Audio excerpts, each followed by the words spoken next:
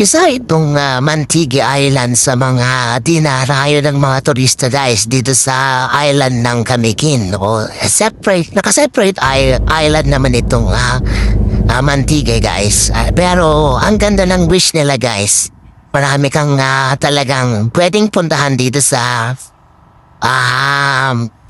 Camiguin. And isa na nga itong Mantigui Island. At nilibot ko lang siya guys sa isang ikot lang. Inikot ko siya. Malit lang yung island. Hindi naman siya kalakihan. Kaya may ikot mo siya.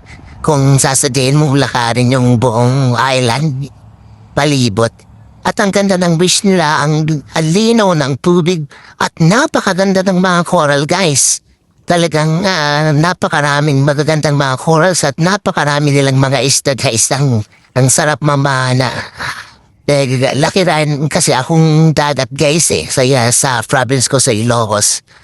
Ang ganda ng mga corals nila promise. Kaya babalik pa ako dito sa island na ito guys sa susunod hopefully. Soon sana.